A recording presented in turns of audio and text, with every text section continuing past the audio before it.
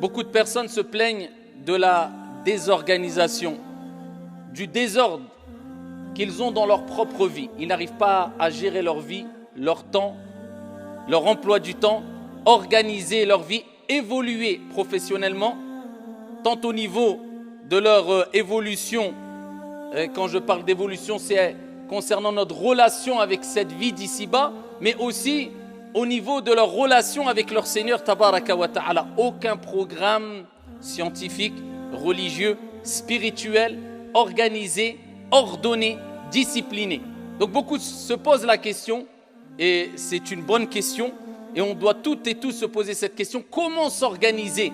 Comment réussir à s'organiser dans sa vie pour évoluer de manière générale? Mais avant le comment, pourquoi on se doit de s'organiser et d'avoir des emplois du temps, d'avoir une discipline dans notre programme journalier. Et c'est ce à quoi on va tenter brièvement, wa billahi tawfiq, de répondre incha'Allah ta'ala. Ayyuhal musalloun.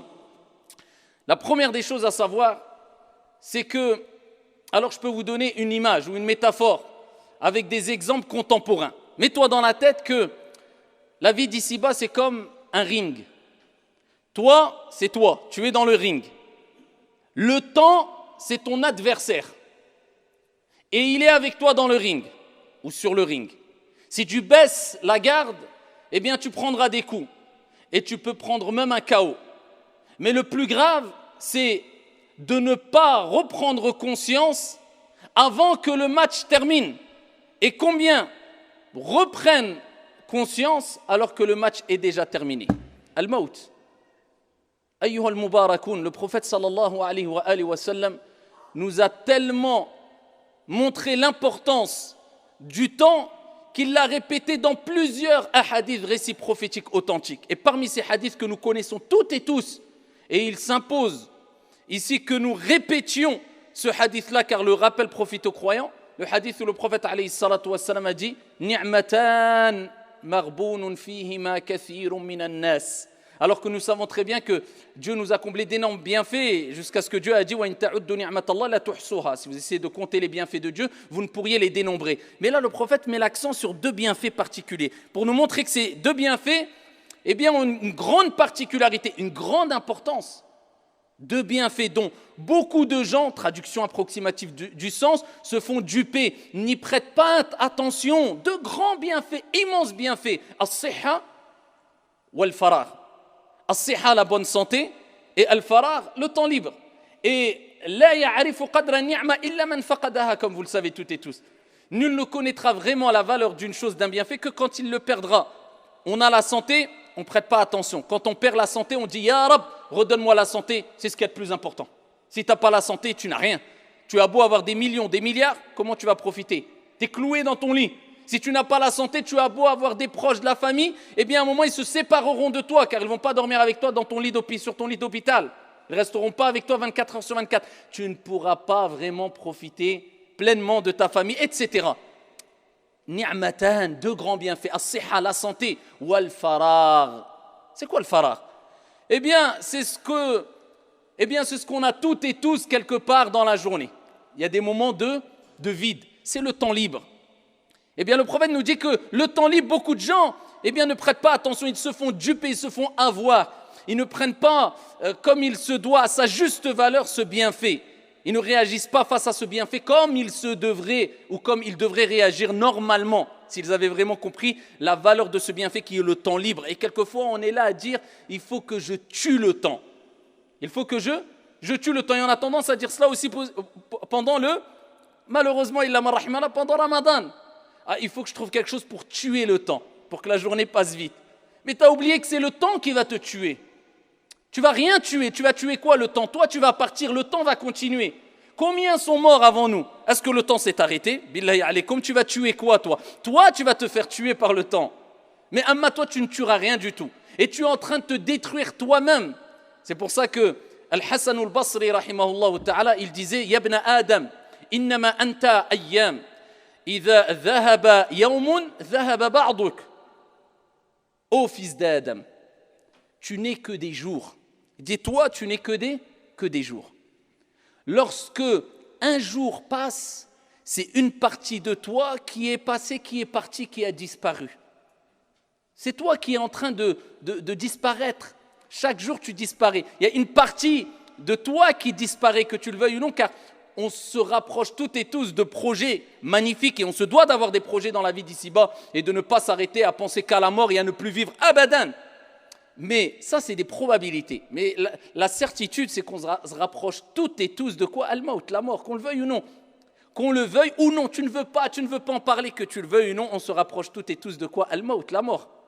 C'est pour ça qu'il disait quand un jour passe, il y a une partie de toi qui passe, qui part. Et Ibn al-Qayyim, rahmatullahi alayhi, disait cette fameuse parole Ida'atul waqt ashaddu min al-maut. Le fait de perdre son temps, c'est encore plus grave que la mort. Quelqu'un va dire la mort, il n'y a rien de pire. Eh ben non, il dit la perte de temps, c'est plus grave que quoi? Al-maut, la mort. Pourquoi? Parce qu'il dit que la mort te sépare de quoi, de qui? Quand tu meurs, ça te sépare de qui, de quoi? Ça te sépare de cette vie d'ici-bas, on est tous d'accord. Et ça te sépare de qui? Des gens. D'accord? Ça, c'est la mort. Mais est-ce que ça te sépare automatiquement de Dieu? Non, peut-être tu vas te rapprocher de Dieu, donc c'est peut-être un bien. Mais la perte de temps, eh bien, ça te sépare, ça t'éloigne de Dieu et de l'au-delà. Ça t'éloigne et ça te sépare de Dieu et de l'au-delà. Voilà pourquoi Ibn al-Qayyim dit c'est pire que la mort. Et c'est pour cela que le prophète sallallahu alayhi wa sallam nous a mis en garde. Dans le hadith rapporté par At-Tirmidhi bi sanadin hasan, il dit l'heure ne viendra pas avant que, on connaît toutes et tous ce hadith, je dirais plus que cela. C'est pas on connaît toutes et tous ce hadith. On le retient et on le connaît tellement par cœur que, ou plutôt je dirais, on le vit toutes et tous chaque jour à tel point qu'on le connaît toutes et tous par cœur. Et vous savez, quand tu appliques quelque chose ou tu vis quelque chose, tu retiens plus facilement. D'accord, le texte qui a relation avec ce que tu vis ou ce que tu pratiques. Eh bien, nous, comme on vit cela, ce que je vais vous citer, tout le monde connaît ce hadith-là. C'est quoi? Le prophète alayhi salatu wa salam a dit l'heure ne viendra pas avant que les années passent comme des mois. Les mois passent comme des semaines. Les semaines passent comme des jours. Et les jours passent comme une heure. Ou des heures, c'est-à-dire la journée comme une heure. Et dans une version, et l'heure passera comme le temps qu'il faut à une feuille de palmier de brûler. Quelques secondes. On le vit toutes et tous ou pas? Et c'est pour ça qu'on connaît toutes et tous en général ce hadith-là. Pourquoi?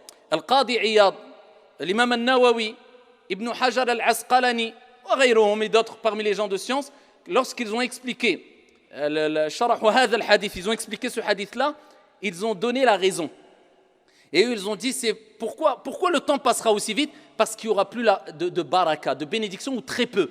Allah Jalla wa Ala, il va enlever, ôter la baraka, la bénédiction du temps. Et donc, quand il n'y a plus de bénédiction dans le temps, comme dans de l'argent, quand tu n'as pas de la baraka, ton argent n'est pas vraiment halal, il n'y a pas de bénédiction, eh bien, il part vite.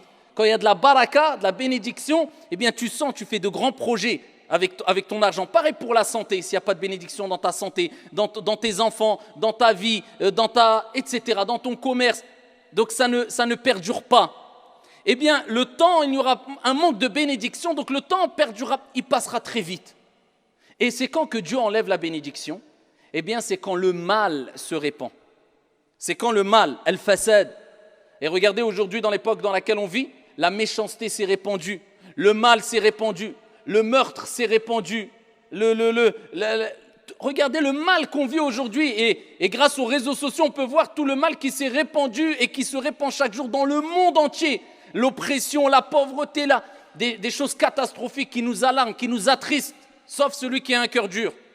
Eh bien, tout ce mal, dû à notre mauvais comportement, le fait d'avoir cet individualisme, cet égoïsme, ne plus aider les gens, eh bien, cela enlève la bénédiction dans le temps. Et regardez les gens aujourd'hui, la plupart des gens vivent avec moi. Il y a plus cette il y a beaucoup d'entraide, mais de manière générale, quand on regarde à l'échelle mondiale, il y a un grand manque d'entraide et de compassion envers les gens. Et les gens ont plus de haine que de miséricorde, malheureusement, vis-à-vis des gens de manière générale. Eh bien, Ar-Rahman, le miséricordieux, qui nous fera rentrer au paradis de par sa miséricorde seulement, et par la cause ensuite de nos quelques petites actions, eh bien, comment voulez-vous qu'il fasse miséricorde à des gens qui ne font pas miséricorde aux autres? eh bien, cette bénédiction, elle part. Et regardez les gens, comment ils vivent. Quand ils voient son frère avoir un problème, au lieu de l'aider, nafsi, moi d'abord, quand moi je suis en sécurité, je penserai à mon frère. Alors que dire de penser à la umma, à la communauté, hadith wa la haraj. Et le prophète n'a-t-il pas dit, man kana fi hajati akhi, regardez la baraka, kana Allahu fi hajati. Comment elle vient la baraka, la bénédiction? C'est en faisant le bien. Tu viens en aide à ton frère, donc tu sacrifies de ton temps, eh bien, celui qui vient en aide à son frère, Dieu vient en son aide. Celui qui donne, Dieu lui donnera. Celui qui dépense, Dieu dépensera pour lui. Celui qui est bon, Dieu sera bon envers lui. Celui qui est miséricordieux, eh bien Dieu sera miséricordieux envers lui. C'est comme ça, c'est du donnant-donnant. Mais comme aujourd'hui on veut tout garder pour nous, eh bien regardez, ça c'est un mal qui s'est répandu. La baraka, elle s'est enlevée. Voilà pourquoi il faut prendre conscience avant tout, avant d'organiser sa vie. Pourquoi? Parce que c'est essentiel, le temps passe très vite. Et il faut profiter de ce temps-là pour faire le maximum de bien et de laisser une bonne empreinte derrière nous, une bonne image vis-à-vis des gens de manière générale.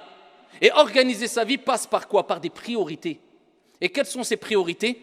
Eh bien, nous, en tant que croyants, en tant que musulmans, nous savons que nous devons avoir des priorités. Cela induit le fait que nous donnons de l'importance à toutes les choses de la vie d'ici-bas aussi, c'est-à-dire comme le travail, la famille, le comportement, bon comportement vis-à-vis des gens, s'impliquer dans la société, faire du bien, etc. Ça fait partie des priorités, mais la priorité, dans toutes ces priorités, c'est ad-din, c'est la religion. C'est pour cela que le prophète sallallahu alayhi wa sallam, là le prophète il te rappelle. Ça c'est clairement, regardez, je vous ai parlé de baraka. Ceux qui disent je veux de la bénédiction dans mon temps, dans ma famille, dans mon risque, dans mon argent, réussir ma vie d'ici-bas et l'au-delà, vous avez compris, la bénédiction par l'obéissance, par le bien. Et regardez ce que le prophète alayhi salatu wa sallam nous dit de manière plus précise, alayhi afdalus salatu wa askat taslim. Il dit celui qui fait de la vie d'ici-bas son principal objectif. Ça ne veut pas dire que tu ne peux pas vivre, t'amuser, t'épanouir. Non. Là, le prophète, il dit, c'est ton objectif principal. Tu lui parles, c'est, mon frère, d'abord la vie d'ici-bas, les plaisirs, les vacances, et ensuite, oui, il y a le travail, il y a la religion. C'est une option. Non, celui-là. Le prophète, il dit, celui qui fait de sa vie d'ici-bas son principal objectif, eh bien, Dieu mettra la pauvreté devant lui. Il mettra le désordre dans ses affaires. Et il n'aura de la vie d'ici-bas que ce qui lui a été écrit. Il se fatigue ou pas, c'est que ce qu'Allah Jalla wa ala ma kataballahu lahu, qu'est-ce qu'Allah Azza wa Jalla lui a écrit. Et Allah mettra quoi? La pauvreté devant ses yeux. Pourtant lui, il s'acharne dans la vie d'ici-bas. Mais il a fait de cette vie d'ici-bas mondaine, éphémère, son principal objectif. Le reste, c'est quand j'ai le temps, voilà, travailler ou alors faire des choses ou être bénéfique pour les gens, faire du bien, aider les gens, prier, jeûner, aller au hajj. C'est quand j'ai le temps. Ça, c'est en option. Eh bien, voilà. Si tu te poses la question et ça ne va pas, et tu vois que ta vie elle est un peu chamboulée, il y a le désordre, pose-toi les questions, est-ce que tu as mis les priorités, tu as respecté l'ordre ou pas? Et il dit, le prophète, dans le même hadith, quant à celui qui met l'au-delà, la vie future, devant lui comme principale intention et objectif, ça ne veut pas dire qu'il ne pense qu'à la mort, il rigole plus, il s'amuse plus, il prend plus de vacances, il n'a pas des projets de construire, de s'épanouir. Non, loin de là. Là, on parle de priorité, c'est tout. Celui qui met l'au-delà comme priorité, eh bien, Allah subhanahu wa ta'ala mettra de l'ordre dans toutes ses affaires. Voilà, t'as mis comme priorité l'au-delà, Allah il s'occupe de toutes tes affaires de dunya. Eh bien, il y a une baraka, une bénédiction quand tu te retournes vers cette option de toute ce qui est en relation avec cette vie d'ici-bas, tu vois que tout marche bien, tout fonctionne, tout avance. La baraka, qu'Allah nous accorde une bénédiction dans nos vies, dans nos santé, dans nos demeures, dans tout. Amin ya Rab. Eh bien, cette baraka, elle vient comment? Celui qui fait de l'au-delà son principal objectif. Et il dit, Allah subhanahu wa ta'ala va remplir son cœur de contentement. Il sera sa'id, joyeux, heureux, subhanallah. C'est ça la vraie richesse. La vraie richesse, c'est ghina al-qalb, c'est la richesse du cœur. Il est mutma'in, il est apaisé. Et il dit, la vie d'ici-bas viendra à lui contrainte. C'est-à-dire que lui, il ne fait pas de la vie d'ici-bas une priorité, mais Allah, il va soumettre à lui la vie d'ici-bas, les biens mondains. Allah va lui ouvrir les portes. Subhanallah, vous voyez, tout est une question de priorité, de certitude, de confiance qu'on a envers Allah subhanahu wa ta'ala, notre Seigneur. Donc on a compris que nos priorités, c'est quoi? Eh bien, c'est la salat, c'est la prière, c'est le jeûne, c'est le hajj, c'est l'umrah, c'est le siyam, c'est zakat, c'est faire le bien, c'est aider les pauvres. At'imut ta'am, tadkhulul jannata bisalam, nourrissez les gens de manière générale, vous rentrerez au paradis en paix. C'est de donner une bonne image, d'avoir le sourire. C'est une sadaqa, rencontrer ton frère avec un visage radieux, kama qala alayhi salatu wassalam. C'est de faire ce bien-là. Eh bien ça, c'est ta priorité dans ta vie. Et bien sûr, sans aucun excès, sans aucun non. Parce que Dieu ne t'a pas dit de rester enfermé dans la mosquée, comme vous le savez toutes et tous. J'ai déjà cité le Athar avec Omar ibn al-Khattab, quand il est rentré dans une heure creuse à la mosquée entre le Fajr et le Dhuhr. Il a vu un jeune dans la mosquée, il a dit à Foulan, qu'est-ce que tu fais là, t'es qui? Il dit voilà, je suis un tel. Il dit comment tu vis, qui travaille pour toi? Il dit c'est mon frère. Il dit ton frère est meilleur que toi, sors de la mosquée. Dans une version, il lui a dit de sortir de la mosquée. Dans une version, il s'est arrêté à dire ton frère est meilleur que toi. Pourquoi? Parce que là, la priorité, c'est quoi? C'est de rester toute sa journée enfermé dans une mosquée? Non, c'est d'aller travailler, de se bouger. Donc c'est ça les priorités. Ma relation avec mon Seigneur dans les choses obligatoires. La prière, c'est la prière. Et je sais que c'est à travers ces actes d'adoration qu'Allah va me donner de la baraka, de la bénédiction dans mon temps et dans le reste. Donc c'est pour ça qu'on commence la journée avec quoi? As-salah. Avec la prière. On commence la journée avec la prière. Pourquoi? Pour qu'il y ait de la bénédiction dans notre journée. Même les journées de joie, les plus grandes fêtes en islam, Eid al-Adha wa Eid al-Fitr, on commence la journée avec quoi? As-salah, salatul Eid. Et on écoute une exhortation, khutbatul Eid, pour avoir le maximum de baraka dans tout le reste de la journée. Parce que Dieu veut nous faire comprendre que la baraka, la joie, eh bien, tu peux être joyeux, tu peux profiter, mais il n'y aura pas de joie et il n'y aura pas vraiment de profit bénéfique et durable si ce n'est si tu passes par les actes d'adoration en introduction. C'est ça qui provoque la bénédiction et la joie.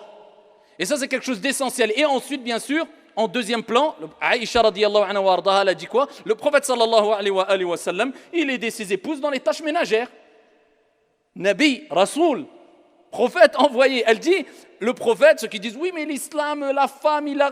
Nous, il y a 14 siècles, un prophète envoyé avec cette dure mission, eh bien, il aidait, comme disait Aïcha, ses épouses dans les tâches ménagères. Et par contre, quand il entendait l'appel à la prière, il ne connaissait plus personne. Voilà, les priorités. Là, j'aide et tout, mais la prière, c'est ma priorité. La prière est finie. Ya ayyuhalladhina amanu, idha nudiya lis-salati min yawmil jumu'ah, fas'au ila dhikrillah wa dharul bay'. Allah il nous dit aujourd'hui vendredi, quand vous entendez l'appel à la prière, laissez toutes négoces et accourez vers le rappel d'Allah Azza wa Jal pour adorer Allah, pour prier, pour écouter le khutbatul jumu'ah, priorité. Fa idha qudiyatis salah fantashiru fil ard wabtaghu min fadlillah. Allah il dit par contre, quand la prière est terminée, ça y est, tu as mis ta priorité. Qu'est-ce qu'il disait?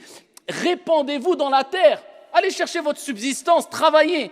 Mais il y a des priorités dans la vie. Il faut que tout au long de ta vie et tout au long de ta journée, eh bien tu dis mes priorités c'est ça. J'ai fait ma prière obligatoire, j'ai fait mon dhikr. Eh bien ça y est, je passe en deuxième priorité. Ma famille, c'est ta famille qui fait partie des priorités. Et aussi il y a ton travail, ta vie professionnelle pour gagner de l'argent licite et nourrir ta famille et avoir une grande récompense. Mais ici, toutes ces choses qui viennent de manière secondaire, c'est-à-dire la famille et le travail, eh bien, doivent passer d'abord par cet investissement religieux, spirituel, donner ce droit que Dieu a, s'investir pour Dieu dans la religion, aider son prochain.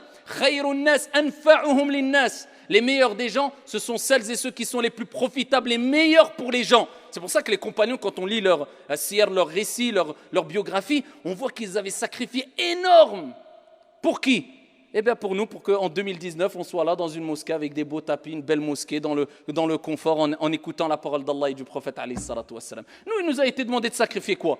Juste un peu de notre temps pour faire le bien autour de nous, pour les actes obligatoires, pour s'investir dans une mosquée, dans une association, pour aider les gens de manière générale, pour faire du bien, pour donner des aumônes quand on a du mal à donner des aumônes. C'est ça, c'est ce petit sacrifice qui nous est demandé, c'est tout, à notre échelle, et c'est déjà énorme. Donc prenez en considération ces quelques exhortations afin d'organiser au mieux votre vie. On met la priorité à notre religion et on ne doit pas laisser notre part d'ici-bas. Wa la tansa nasibaka min ad-dunya, comme Allah a dit. N'oublie pas ta part d'ici-bas. Et tu dois t'organiser pour ta famille, afin de visiter ta famille, de prendre soin de ta famille, de partir en vacances quelquefois pour faire des coupures avec ta famille, pour qu'il y ait un équilibre familial. Tu dois trouver un travail professionnel qui te permet d'allier entre pratiques religieuses, spirituelles, et ici, futur projet dans la vie d'ici-bas, et ainsi, bi'idhnillahi azza wa jal, Dieu t'ouvrira les portes d'ici-bas et les portes de l'au-delà. هذا وصلوا وسلموا رحمكم الله.